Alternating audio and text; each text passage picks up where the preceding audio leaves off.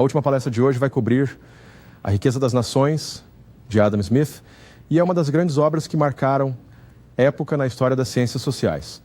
É geralmente considerada o ponto alto do pensamento científico social do iluminismo.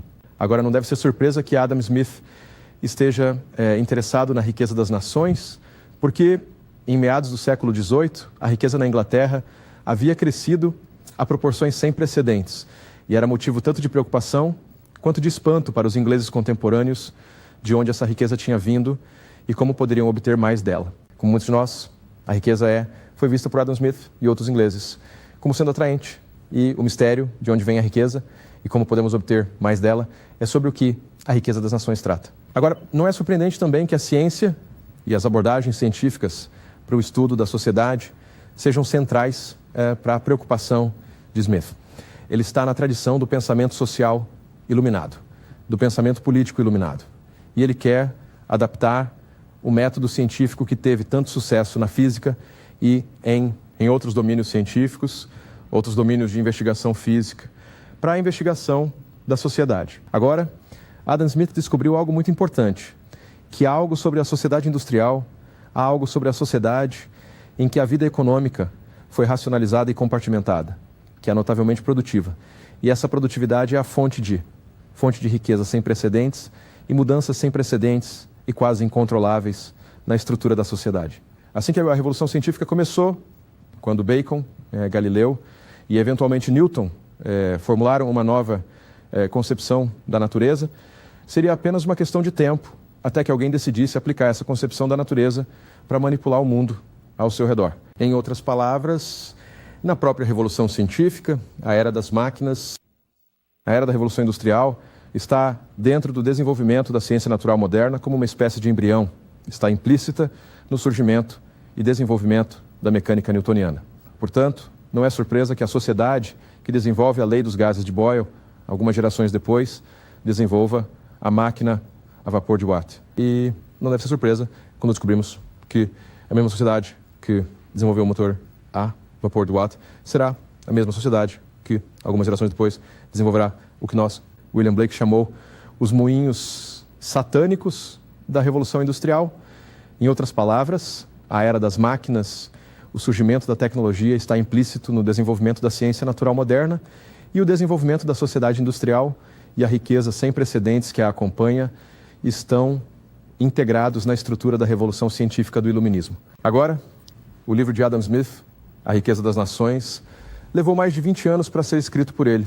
É uma enorme peça de trabalho profunda e complicada e, diferente de algo como, digamos, O Espírito das Leis, de Montesquieu, é extremamente bem construída, extremamente bem pensada. Lembra quase Leviatã, de Thomas Hobbes, no sentido de que é muito bem estruturada, muito cuidadosamente preocupada em apresentar o argumento de uma forma lógica. E há dois blocos básicos de A Riqueza das Nações. E o primeiro livro abrange 3 temas. O segundo livro abrange 2 adicionais, extrapolações desses temas. No primeiro livro de A Riqueza das Nações, Adam Smith apresenta a sua descoberta mais importante, que é o fato de que a divisão do trabalho aumenta a produtividade do trabalho. O que isso significa é que a divisão do trabalho aumenta a riqueza agregada da sociedade. Quando o trabalho é dividido, percebemos que as pessoas estão trabalhando tanto demais, arduamente, e também estão trabalhando de forma inteligente. E trabalhar de forma inteligente os torna produtivos. E trabalhar produtivamente, trabalhar de forma eficiente, aumenta a riqueza agregada da sociedade. Além disso, quero dizer, esse já seria um ótimo primeiro livro por si só, mas, além disso, no primeiro livro de A Riqueza das Nações, Smith fala sobre o processo de acumulação de capital, o que é capital e de onde ele vem, outro tema central na economia. E ele termina esse terceiro livro de A Riqueza das Nações com uma história econômica geral do Ocidente, desde os tempos antigos até a época em que ele estava escrevendo, o que é uma incrível façanha intelectual. A história das sociedades humanas está relacionada com a abordagem científica iluminada da sociedade, que é característica do iluminismo. Da mesma forma que os dados que obtemos de laboratórios se relacionam com o verdadeiro trabalho científico feito por um físico. Em outras palavras, os dados que se obtêm de um laboratório e os dados que se derivam da história dos seres humanos têm fundamentos análogos, papéis tanto na ciência natural moderna quanto na ciência social iluminada moderna. Agora, não somente ele desenvolve uma teoria dos preços, não somente ele desenvolve uma teoria da acumulação de capital, não somente ele nos oferece uma história econômica geral do Ocidente, mas no segundo livro, Adam Smith vai além disso. Ele pega os ganhos teóricos que fez e os aplica a questões políticas e as econômicas contemporâneas, e ele oferece uma crítica radical ao mercantilismo. O mercantilismo era a ideologia econômica e política dominante na Inglaterra do meio do século XVIII. E Adam Smith foi além do mercantilismo, teoria de economia e sociedade, e oferece, com base no primeiro livro de A Riqueza das Nações, uma crítica geral e profunda da forma como qual política econômica está sendo feita na Inglaterra do século XVIII. Ele termina o quinto livro, é uma peça de trabalho incrível, mas ele termina este segundo livro com um quinto e último tema.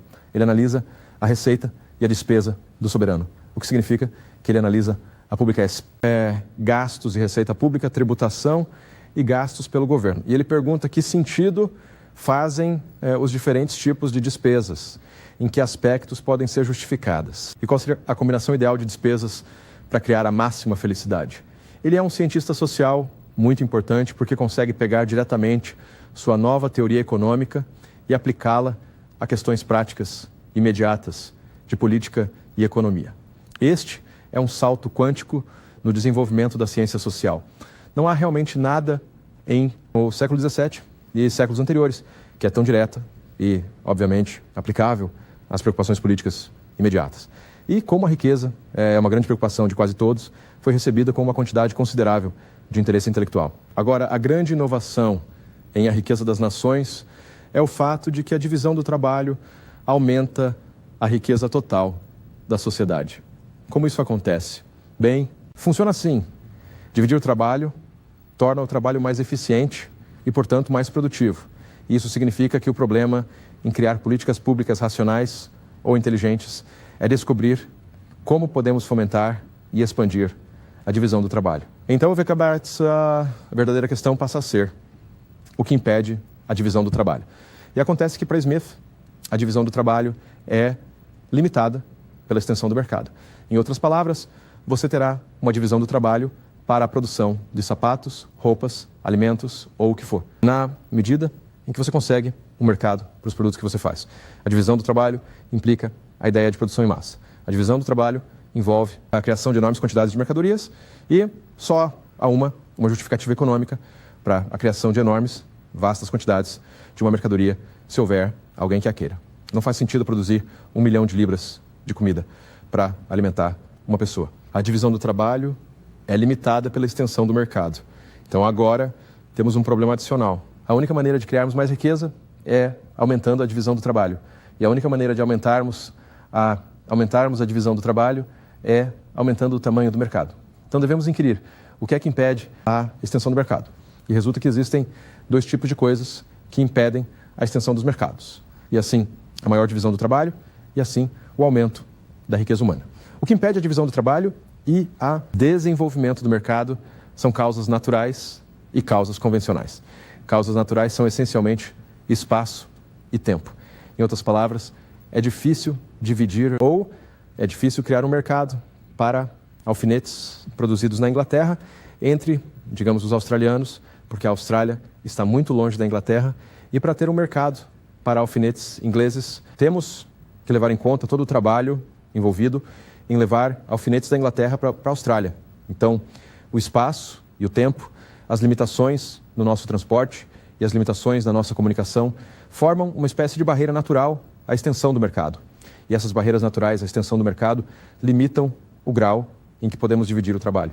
À medida que o transporte melhora e os rios são transformados em canais ou as florestas são transformadas em estradas, o resultado é um mercado crescente e, como consequência disso, uma divisão crescente do trabalho e, como consequência disso, um aumento na quantidade de riqueza que as sociedades agregam, produzem em agregado. Tudo se encaixa e se ajusta muito bem. Há uma segunda e talvez mais sinistra fonte na limitação dos mercados. E isso é interferência governamental. Adam Smith argumenta que toda interferência desnecessária na atividade econômica livre de indivíduos interessados limita a divisão do trabalho, porque limita os mercados para as coisas produzidas pela divisão do trabalho. Então, o que Adam Smith quer dizer com isso são coisas como monopólios e tarifas protetoras e todos os outros impedimentos à expansão do mercado. Limitar artificialmente o mercado, assim limitar artificialmente a divisão do trabalho, assim limitar artificialmente a quantidade de riqueza que a sociedade produz, assim diminuir contraprodutivamente a quantidade de felicidade humana. E é porque Smith assume que existe alguma correlação aproximada entre a quantidade de riqueza disponível para as pessoas e a felicidade humana. Se pensarmos que os seres humanos serão mais felizes e estarão melhor em uma condição onde obtenham o máximo resultado do trabalho deles, trabalhando da maneira mais eficiente, que faz sentido garantir que a divisão do trabalho seja realizada ao máximo possível. E isso significa que faz sentido garantir, assegurar que os mercados sejam livres e sem restrições. E o que isso significa é que os governos devem deixar o mercado por conta própria. Se os governos seguirem o que é chamado de política econômica laissez-faire, a consequência será um equilíbrio natural que otimiza a produção de bens e serviços. Isso é chamado de mão invisível. É uma frase famosa de Adam Smith. Não parece ser uma grande preocupação essa questão da mão invisível. A ideia por trás disso, a ideia de que há um equilíbrio natural na sociedade, é muito importante para Smith. A formulação particular da mão invisível, que parece ser uma grande favorita dos economistas, aparece muito tarde no livro, não é uma porção realmente central disso. E a ideia principal é que há um equilíbrio natural entre oferta e demanda e que o livro é pessoas racionais sem restrições, autointeressadas de forma racional, maximizarão sua produtividade, maximizarão seu rendimento e maximizarão sua felicidade. Então, o que Adam Smith nos oferece é uma explicação para a enorme quantidade de riqueza que existe na Inglaterra durante seu tempo, recomendações para políticas públicas, que é uma tentativa inovadora em ciência social e uma análise de como os mecanismos de preço e mercados se encaixam para formar esse equilíbrio natural. Agora, vamos ao exemplo que Adam Smith nos dá da fábrica de alfinetes. Este é um exemplo famoso. Todos vocês que já fizeram economia na faculdade certamente foram obrigados a encontrar a fábrica de alfinetes, mas temos que revisá-lo novamente. É realmente central para o seu argumento. O que ele diz é algo assim, ele compara a produção racional essencialmente em uma fábrica, onde o trabalho foi dividido de forma que tarefas mínimas e pequenas são repetidamente realizadas por uma pessoa. E ele compara isso à produção artesanal, de estilo artesanal, de alfinetes. No ano 500, talvez, se você quisesse alfinetes em Londres, teria que ir, presume-se, ao fabricante de alfinetes da família ou ao mestre fabricante de alfinetes.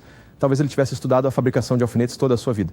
E um artesão que faz alfinetes, faz, sem dúvida, alfinetes muito bons, de altíssima qualidade. Precisamente os alfinetes que você poderia ter encomendado. Mas ele os faz muito lentamente e de forma relativamente ineficiente. Portanto, embora os alfinetes sejam de qualidade muito alta, ele produz muito poucos em um dia de trabalho.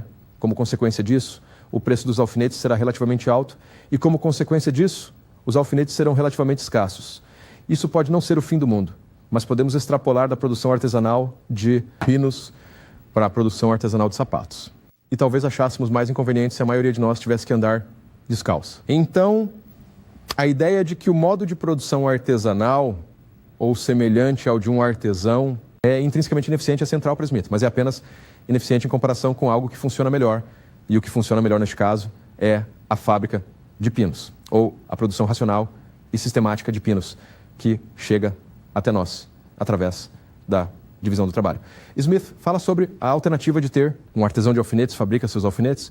O que faremos é conseguir 5 ou 6 ou 10 trabalhadores não qualificados, pagaremos a eles um salário diário mais ou menos mínimo e daremos a eles uma tarefa para fazer repetidamente. Será uma tarefa pequena, como por exemplo, esticar o fio para os alfinetes, ou colocar uma cabeça nos alfinetes, ou afiá-los, ou colocar os alfinetes em caixas, ou verificar a qualidade dos alfinetes, para garantir que estão retos, ou sei lá o que farão, o impressor. O divisível é a chave. Quando dividimos o trabalho, aumentamos a eficiência. A produção total de 10 trabalhadores não qualificados produzindo alfinetes através da divisão do trabalho será muito maior do que a produção agregada de 10 artesãos que estão fazendo os alfinetes desde o início até o produto acabado. Então, o que isso significa é que, paradoxalmente, à medida que o nível de habilidade em nossos trabalhados declina, no caso da produção em massa, no caso da divisão do trabalho, nossa produção total cresce. Tem a ver com o fato de que, ajustando a maneira como produzimos as coisas, não apenas alfinetes, mas sapatos e roupas e tudo mais, é possível obter enormes ganhos de eficiência. E esses enormes ganhos de eficiência revertem em benefício da sociedade como um todo, pois aumentam a riqueza agregada do Estado. Então, a fábrica de alfinetes é o grande exemplo econômico. Adam Smith é meio que o Shakespeare dos economistas. Ele parece fornecer uma citação para todas as ocasiões. E a fábrica de alfinetes é um verdadeiro clássico na disciplina econômica. Ela aparece o tempo todo. Agora, além do fato de que a mudança da produção artesanal para a produção através da divisão do trabalho envolve certas consequências sociais, das quais Adam Smith está muito ciente. Muitos dos críticos de Adam Smith, enquanto aceitam o fato de que a divisão do trabalho realmente aumenta a produtividade e é uma maneira muito eficiente de produzir coisas, acusam Smith de negligenciar as consequências sociais e políticas da divisão do trabalho. E acho que isso é basicamente falso. Acho que Smith está bem ciente de que a mudança da produção orientada para artesãos para a produção em fábricas através da divisão do trabalho. Acho que ele está bem ciente do fato de que isso acarreta mudanças tremendas e permanentes na estrutura da sociedade. Acho, infelizmente, que porque ele está escrevendo nas décadas de 1750, 1760 e 1770, ele não tem acesso à riqueza de dados históricos que os críticos do capitalismo do século XIX e XX tinham. Então, se ele tem uma visão um tanto otimista, para as consequências políticas e sociais dessas mudanças econômicas. Isso vem do simples fato de que ele está em um momento histórico em que não é totalmente possível descobrir o realmente desagradável e as consequências realmente desagradáveis, as grandes dificuldades que acompanham a divisão do trabalho. Agora vamos examinar alguns desses exemplos. O próprio Smith diz que uma das desvantagens da divisão do trabalho, uma das consequências realmente desagradáveis, é que torna os trabalhadores, como ele dizia, estúpidos, por falta de uma palavra melhor. Agora, ele não quer dizer estúpido no sentido de que eles são intrinsecamente incapazes de fazer cálculos aritméticos. Não é que tenham algum defeito genético que impeça seu cérebro de funcionar. Mas sim, a operação repetida, fazer as mesmas tarefas simples, os reduz, em termos marxistas, quase ao nível de uma máquina. Eles não recebem muita estimulação externa. Eles não têm muita chance de desenvolver outros elementos de sua personalidade porque estão presos a esse processo de produção. Passam todo o tempo esticando o aço para que possa ser transformado em alfinetes. Se fazem isso por tempo suficiente, especialmente se começam a fazer isso desde muito cedo, se nunca têm a chance de obter uma educação ou cultivar outros elementos na sua alma ou na sua mente, é provável que te torne, se não estúpido, pelo menos meio entediante, pelo menos, crie em você um desejo por algum tipo de estímulo fora disso, o que gerará todos os tipos de consequências sociais e todos os tipos de problemas sociais mais tarde. Mas Adam Smith aponta que a divisão do trabalho tem consequências ruins, sobretudo para as pessoas que realmente estão fazendo isso. Significa uma redução no nível de habilidade, a destreza vai ser minada pela divisão do trabalho. É apenas alguns anos após a abertura de sua hipotética fábrica de alfinetes que todas as guildas hipotéticas de fabricantes de alfinetes vão fechar as portas, porque não haverá mais demanda por alfinetes feitos à mão. O que isso significa é que haverá um conjunto inteiro de ex-fabricantes de alfinetes que serão lançados no mercado de trabalho porque não conseguem encontrar emprego fazendo alfinetes à moda antiga. A economia, quando está organizada em torno de a produção em massa, quando organizada em torno da divisão do trabalho, também terá a consequência de ser uma espécie de mecanismo autossustentável ao criar o desemprego, ao minar a produção artesanal de commodities, vai garantir que haja uma fonte pronta de trabalho já nas cidades, pronta para ir para o próximo emprego que surgir, quando o próximo sujeito inventar uma nova máquina para fazer sapatos, ou para fazer roupas, ou para fazer alimentos, ou o que for. A ideia é que isso é um mecanismo autossustentável. As vantagens são claras. Ele cria uma riqueza enorme. As desvantagens são que ele cria uma quantidade enorme de dificuldades, não apenas uma quantidade enorme de dificuldades nas pessoas que realmente têm de lidar com as primeiras gerações disso. E, além disso, cria mudanças na estrutura da sociedade que são irreversíveis e permanentes. Deixa-me dar uma ideia sobre isso, porque, embora Adam Smith não fale sobre elas tanto quanto poderia, acho que ele pelo menos sugere algumas dessas mudanças estruturais na sociedade. Em primeiro lugar, haverá uma mudança no status de homens e mulheres. A era das máquinas é a era na qual homens e mulheres podem ter aproximadamente próximo ou aproximações próximas do mesmo trabalho. Em um sistema econômico antigo ou arcaico, onde a maior parte do poder, ou a maior parte da força, ou a maior parte da energia para a atividade humana, pois o trabalho humano vem dos músculos, haverá uma clara divisão entre o trabalho dos homens e das mulheres. Se a sociedade depende da extração de pedra manualmente, por exemplo, é provável que os homens assumam esse tipo de trabalho. Haverá uma distinção muito clara, em outras palavras, antes da era das máquinas entre o trabalho dos homens e das mulheres. Por outro lado, após o advento da produção em massa, após o advento da divisão do trabalho, à medida que a era das máquinas começa a se ganhar certo impulso, vamos ver que a força muscular se torna cada vez menos significativa. Uma das mudanças permanentes e importantes que serão introduzidas na sociedade, como consequência da divisão do trabalho, será o advento da era das máquinas. E uma das consequências disso será uma mudança na vida familiar, uma mudança na estrutura da sociedade e, particularmente, uma mudança no status das mulheres. Em uma era pré-industrial, em uma era que não é dominada por máquinas, onde a força muscular é a principal energia no trabalho humano, há uma distinção muito clara entre o trabalho dos homens e o trabalho das mulheres. Por exemplo, extrair pedra ou cortar árvores são atividades nas quais os homens provavelmente passam o tempo. Mas uma mudança fundamental e irreversível ocorre na sociedade à medida que se industrializa, à medida que a divisão do trabalho continua. A chegada da era das máquinas significa um desfazer da distinção entre o trabalho dos homens e o das mulheres. Isso acontece gradualmente.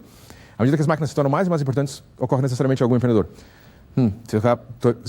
Que seria possível contratar mulheres para fazer os trabalhos que antes eram feitos por homens. E como elas são maximizadoras racionais de utilidade, podem até estar dispostas a pagar ou capazes de pagar às mulheres menos do que pagam aos homens. E claro, isso lhes dará uma vantagem competitiva. E claro, isso se tornará uma tendência muito importante na estrutura da sociedade e na mudança na vida familiar, característica da era das máquinas. Uma extrapolação disso será o advento de coisas como o trabalho infantil, quando a força muscular não for mais uma questão. Novamente, não apenas as mulheres serão trazidas diretamente para a força de trabalho industrial, como também as crianças. O que isso significa é uma mudança na vida familiar, significa uma mudança na estrutura da sociedade em seu nível mais básico e significa, em alguns aspectos, que a mudança no status das mulheres estará ligada ao surgimento da ciência natural moderna e às mudanças que caracterizam uma economia industrial moderna. Eu acho que não é coincidência hoje que os lugares, as partes do mundo onde as mulheres desenvolveram seu maior impulso em direção à igualdade e aos direitos são aqueles países que têm o maior grau de divisão do trabalho, onde a tecnologia foi mais longe. Não acho que isso seja uma conexão acidental. Eu acho que a sociedade industrial e a divisão do trabalho necessariamente mudam a estrutura social e mudam a vida familiar de maneiras que são irreversíveis, das quais nunca se pode escapar. Adam Smith não viu o todo dessas mudanças. Ele viu partes delas. Ele viu o efeito da divisão do trabalho sobre o trabalhador individual. Ele fala sobre o lado negativo disso, oferece algumas, remédios inadequados, como um aumento na educação, mas ele está bem ciente de que a divisão do trabalho e o desenvolvimento da economia moderna significam mudanças fundamentais, permanentes e enormes na estrutura da sociedade. Isso ele entende. Agora, além disso, Smith fala sobre vários outros temas importantes ligados à filosofia política contemporânea e conectados com o curso político contemporâneo. Perguntas? Primeiro é uma espécie de percepção proto-marxista.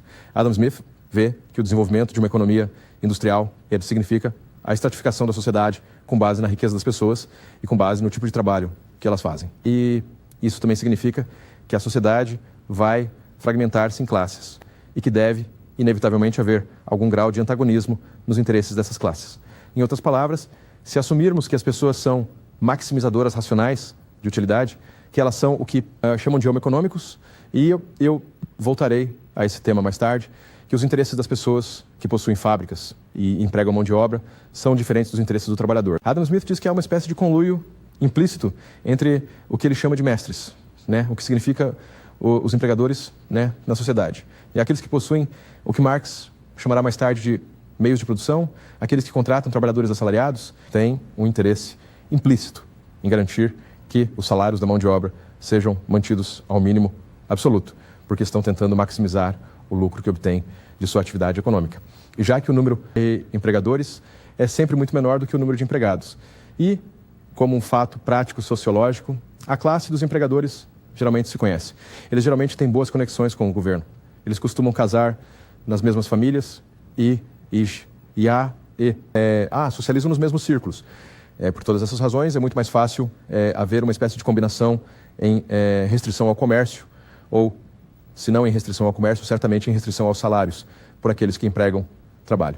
Então, Adam Smith aproxima-se muito de formular uma concepção de sociedade dividida em classes como consequência da divisão do trabalho, o que é uma percepção notável quando você para e considera o fato de que A Riqueza das Nações foi escrito em 1776. Você para e pensa no fato de que tem mais de 200 anos que ele não teve muita chance de ver as consequências da divisão do trabalho. Ele viu parte disso, mas nunca viu a sociedade industrial completamente desenvolvida. Lembre-se de que a máquina a vapor não é inventada por Watson. Até o que? 1757. Então, a era das máquinas ainda não está totalmente sobre nós. Pelo nível de dados históricos que Adam Smith tem, seus insights são notáveis. Agora, tendo dito essas coisas boas sobre ele, acho que há alguns problemas com essa ideia de conluio intrínseco. E os problemas não surgem tanto de Adam Smith por causa do fato de que ele tem uma base de dados históricos muito limitada para trabalhar. Mas pergunte-se, é realmente verdade que todos os empregadores de mão de obra estão interessados em garantir que os salários sejam mantidos em um nível absoluto, a um nível mínimo, quero dizer, de subsistência, ou um pouco acima da subsistência? Acho que a longo prazo isso é provavelmente falso. A divisão do trabalho implica a ideia de produção em massa. O que quero sugerir como uma espécie de extrapolação disso é que a produção em massa implica a ideia de consumo em massa. O que vamos fazer com todas essas coisas que produzimos? Se começarmos uma fábrica de torradeiras e começarmos a produzir torradeiras de uma maneira sem precedentes, eficiente, bem, podemos enviar algumas delas para a China, algumas para a Índia, algumas para a América do Sul e trocá-las pelo que quisermos desses países. Mas os economistas têm uma ideia chamada utilidade marginal decrescente. Depois de um tempo, saturamos o mercado de torradeiras e eles não as querem mais. O que vamos fazer com nossa fábrica de torradeiras quando for difícil descarregar as torradeiras na América do Sul, ou na Índia, ou na China? Vamos ter que encontrar outro lugar para descarregá-las. Onde vamos fazer isso? Bem, o que vamos querer desenvolver é o mercado interno. Seria bom se todas essas pessoas que estão trabalhando bastante comprassem minhas torradeiras. Se eu fosse o proprietário da fábrica de torradeiras, gostaria de ver todo mundo comprando uma torradeira de mim. Gostaria de ver todos vocês comprando 10 torradeiras de mim. Agora, como vou fazer isso? Bem, o que eu gostaria de ver acontecer como um empreendedor individual, como um capitalista individual, é garantir que eu possa pagar aos meus trabalhadores um salário mínimo absoluto. Não quero dar a eles nenhum salário extra, porque não estou interessado em subsidiar o estilo de vida deles. Estou apenas interessado em garantir que eles compareçam ao trabalho. O que eu gostaria de ver, em vez disso, é que meus trabalhadores fossem pagos com um salário de subsistência ou próximo de um salário de subsistência. E também gostaria de ver todos os outros capitalistas da minha sociedade pagarem um salário realmente digno. Gostaria de vê-los se tornarem generosos e liberais, porque se isso acontecesse, isso significaria que todos esses proletários que estão sendo contratados por todos esses outros capitalistas agora teriam alguns dólares extra no bolso e poderiam comprar meus torradores. Em outras palavras, embutida na Revolução Industrial está a ideia de produção em massa. E embutida na ideia de produção em massa está a ideia de consumo em massa. A sociedade de consumo do século XX está aqui em embrião. Adam Smith não estava em um momento histórico em que ele pudesse apreciar esse fato. Mas alguns capitalistas de pensamento radical, como por exemplo Henry Ford, no início do século XX, quando ele quer oferecer, se eu pagar aos trabalhadores $5 por hora, está realmente pensando em uma falácia no argumento de Adam Smith. E Henry Ford quer pagar aos seus trabalhadores $5 por hora, porque acha que eles vão sair e comprar Model Ts. E de fato, ele estava certo.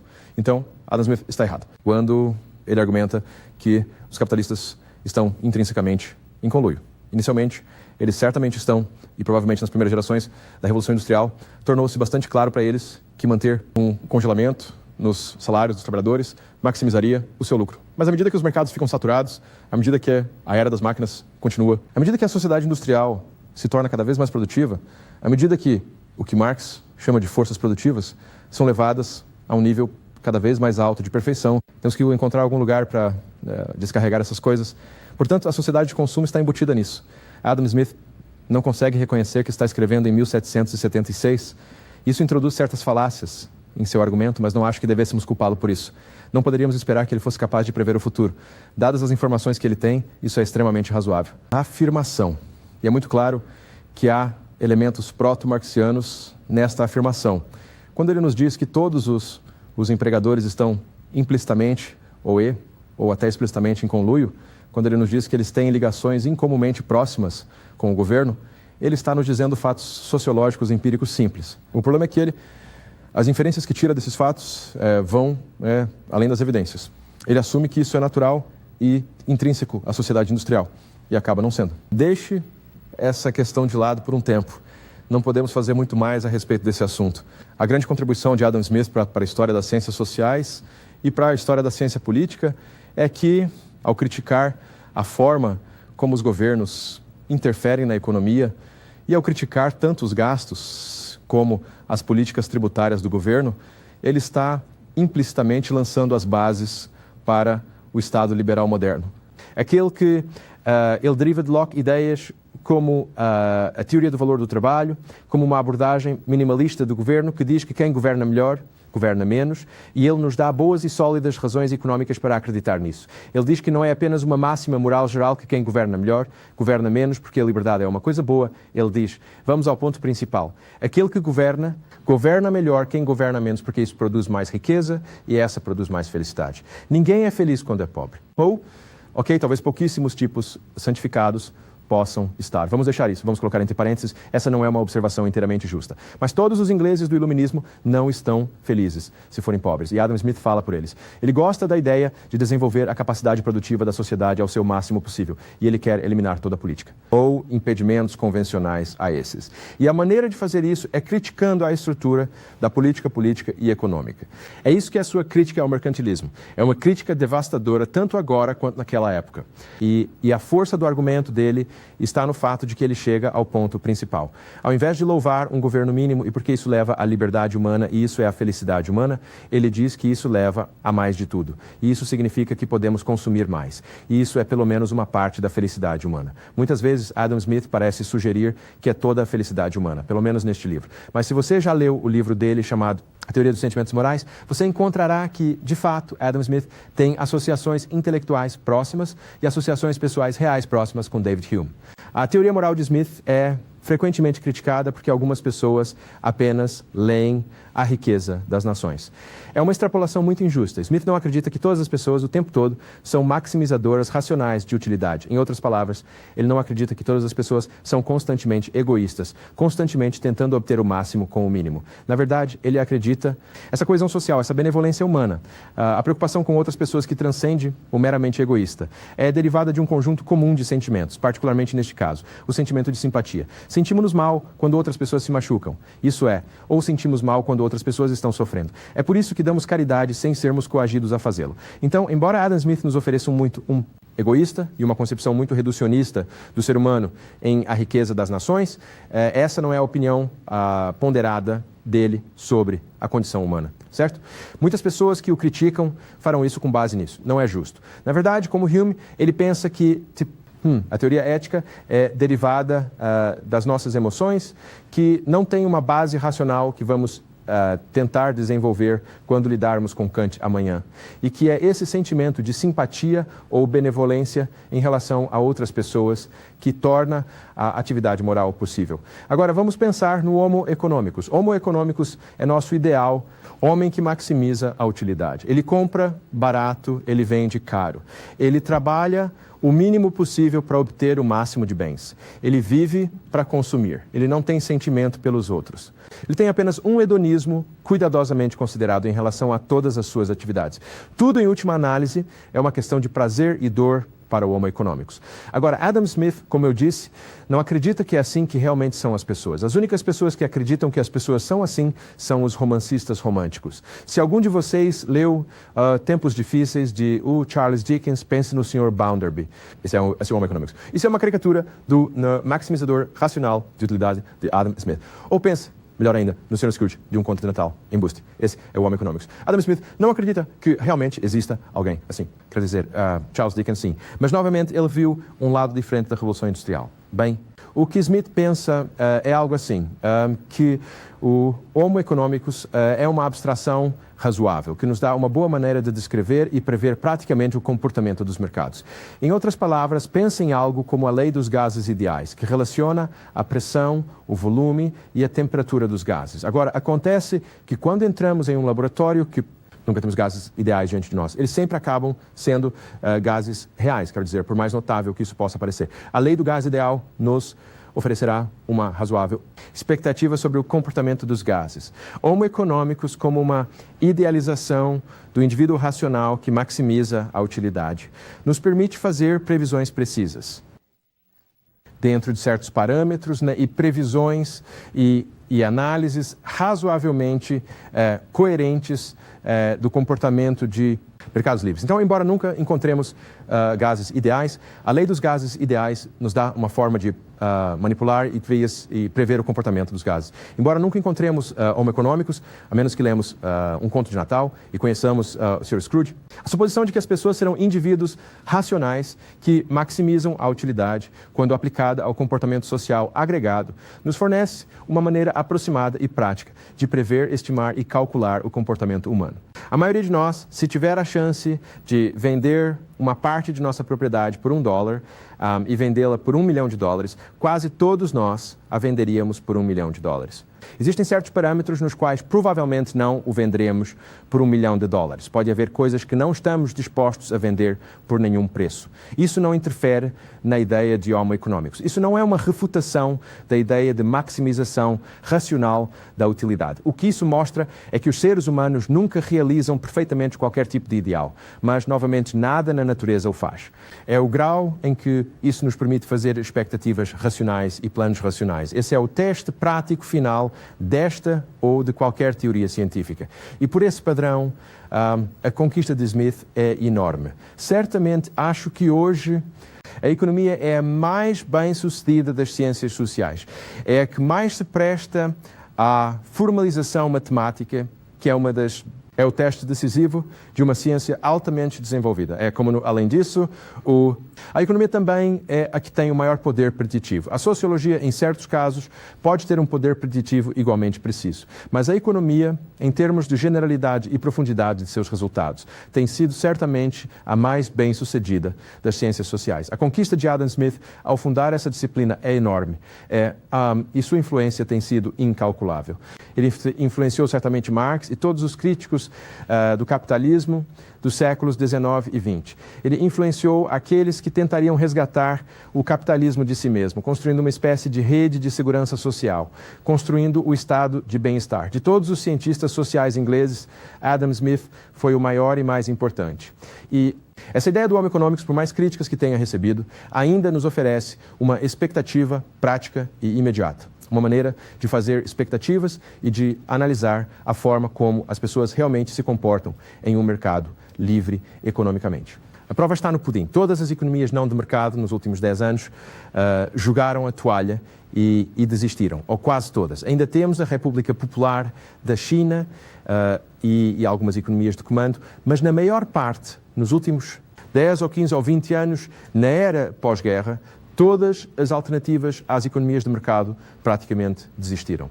E a prova está na prática. Se o padrão pelo qual vamos julgar uma teoria científica é sua aplicação na prática, se vamos julgar uma teoria científica por sua utilidade, por seu significado pragmático, então me parece que o fato de que o resto do mundo que não teve uma economia de mercado antes da pós-Segunda Guerra Mundial, a idade que o resto do mundo, já que está correndo para criar uma economia de mercado, está implicitamente votando com os pés e testemunhando a força desse conjunto de ideias. É primitivo em alguns aspectos, tem generalizações grosseiras, mas sua realização é inquestionável. Adam Smith fundou ciência social matemática. Ele conecta a nossa teoria da sociedade à nossa teoria da ciência natural. E o que ele faz é nos mostrar uma maneira de construir racionalmente políticas públicas para otimizar a riqueza da sociedade e, assim, maximizar a felicidade humana. Se ele apenas nos mostrou, e eu acho que isso é verdade, ao nos mostrar o caminho para maximizar a riqueza, acho que ele apenas nos mostrou uma condição necessária, mas não suficiente para a felicidade humana. Mas essa conquista por si só é enorme, e ao nos mostrar como maximizar a riqueza pública ou a riqueza de uma sociedade, ele nos mostrou a meio caminho do problema da escassez, que tem atormentado a economia e atormentado a política pública e atormentado a ciência política desde o início. Ele lida com o problema da produção, mostra-nos como produzir mais. Vai levar o sociológico e críticos políticos do capitalismo no século XIX para abordar um problema novo e talvez mais significativo. Eles, no século XIX, críticos do capitalismo, irão passar da consideração da produção para a consideração da distribuição. Adam Smith nos mostrou como maximizar a produção de riqueza. Mais tarde, criando, na tradição socialista, utópica e marxista, será mostrado como nos preocuparmos em garantir que essa riqueza sem precedentes, que essa enorme produção seja distribuída de maneira a maximizar a felicidade humana. Se Adam Smith apenas nos mostrou até certo ponto o labirinto, que por si só é uma conquista enorme. E mesmo que a economia, com alguma justificativa, seja chamada de ciência sombria, este livro merece ser lido e merece sua consideração séria.